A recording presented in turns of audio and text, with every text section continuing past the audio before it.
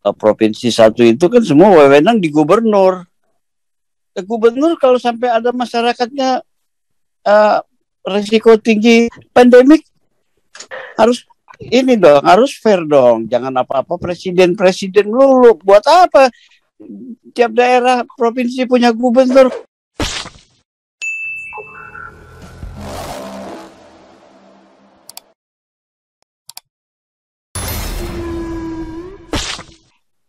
Terima kasih Pastor, teman-teman.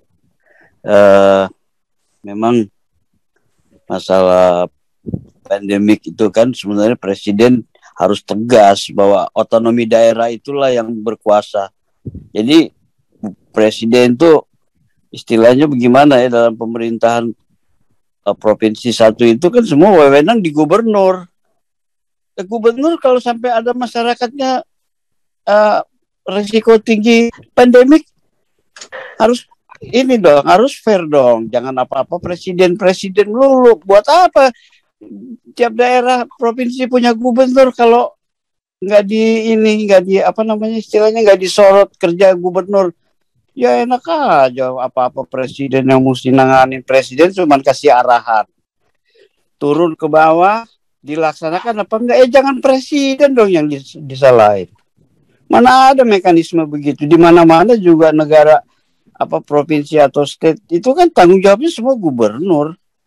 Nggak ada bilang dia punya lahan nggak punya rakyat. Tetap yang namanya gubernur Sulawesi Utara gubernur Jawa Timur wilayah Jawa Timur provinsi itu semua dia yang tanggung jawab. Nggak ada ceritanya terus presiden turun karena nggak bisa menangani itu virus pandemik. Itu orang-orang nggak benar punya penilaian seperti itu. Malu-maluin justru. Makanya si Eki Sujana ini bau-bauin supaya cepat Jokowi turun, Ma'ruf Amin naik untuk sementara, nunggu sampai pemilu, kan begitu. Iya kan? Jadi udah mulus lah khilafah kalau sampai Jokowi turun tengah jalan, Ma'ruf Amin naik, ya itu udah khilafah, udah. Nanti pemilu karena Ma'ruf Amin kan udah tua, nggak mungkin lah. Ya kan? Jatuhlah ke tangan yang muda-muda khilafah. Dari sekarang makanya partai harus bisa, saya bilang ADR partai sebelum pemilu harus sudah diupdate. Kalau yang tidak mau menerima azas tunggal Pancasila dan Undang-Undang Dasar 45 gugur. Nah, siapa yang berani begitu? Kalau saya sih sekarang ABRI dulu deh. Udah nggak ada cerita macam-macam. TNI lah udah. Karena situasinya udah begini, sedangkan partai PDIP aja ininya yang naikin Jokowi aja nggak ada omongan satu biji juga. Kita nggak tahu nih PDIP dia punya polisi pemerintah misinya untuk sekarang ini apa nih buat negara. Nggak ngomong nasionalis, nggak ngomong mau bikin gebrakan nggak tahu ya kan. Tapi kalau nasionalis sadar bangun dari tidur, wah, itu mesti dibangunin itu nasionalis. Kita tugasnya sekarang di sini bangunin tuh orang-orang nasionalis. Udah, mau agama apapun nggak ada cerita. Daripada nanti konsolidasi provinsi kantong Kristen dari sekarang harus sudah disiapin apa semuanya. Karena menjaga hal-hal kalau sampai khilafah naik, provinsi Kristen, kantong Kristen udah siap. Dari sekarang harus diawasin tuh penduduk agama lain. Ya, kita harus bicara benar dong nih. Kemungkinannya kalau ada sampai chaos, kantong-kantong Kristen harus siap dari sekarang. Pemerintahannya bagaimana, apa yang harus dilakukan.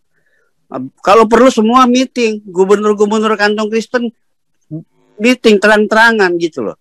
Ini daerah kita protek. Jadi nggak ada lagi genosida yang nggak benar-benar. Itu aja Pak Pol. Terima kasih banyak Pak Pol. Semua teman-teman.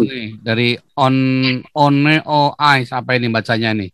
Negara ini hancur karena silent majority tidak bersuara.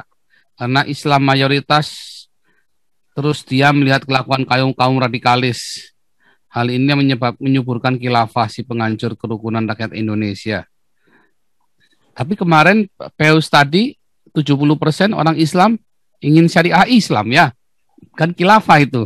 Peus tadi itu. Kan datanya akurat banget itu Peus tadi.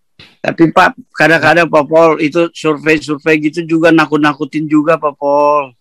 Iya, kita Tapi lihat kalau PO tadi itu saya kira independen loh Pak, itu dipakai di independen mana-mana ya. loh Pak. Oh bagus. Cuman kan Pak dari segi skill, kemampuan, cara berpikir kan minoritas kan lebih tinggi Pak.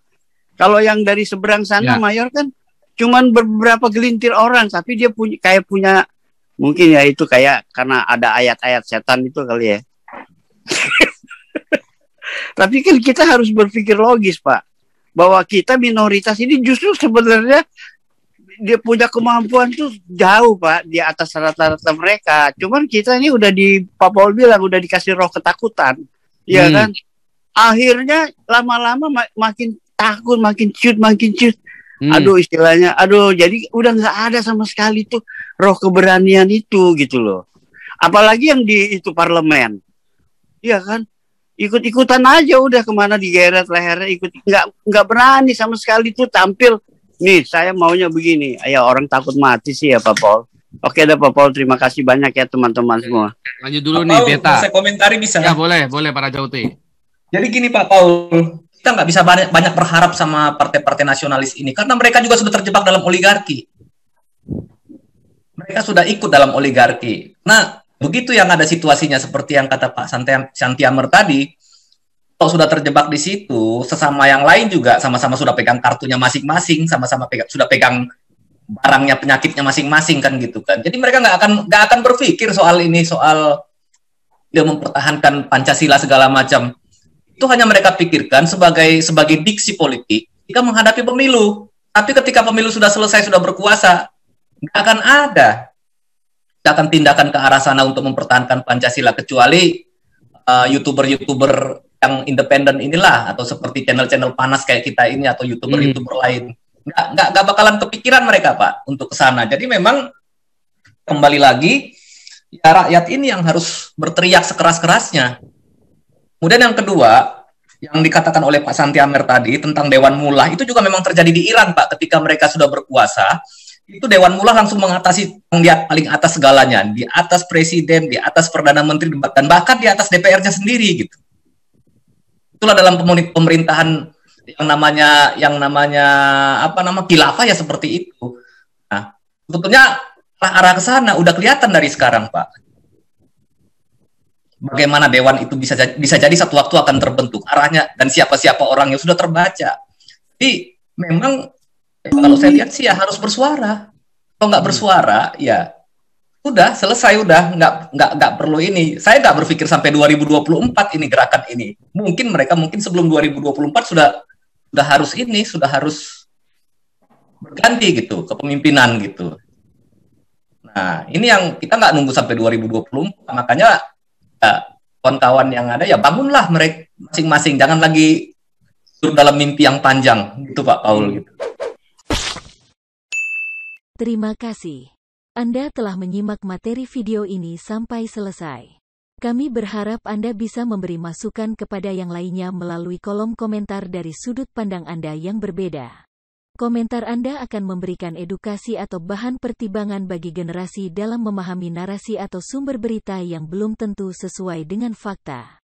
Tapi sebaiknya bagi Anda yang belum subscribe, silahkan subscribe terlebih dahulu supaya komentar Anda tidak terbaca spam.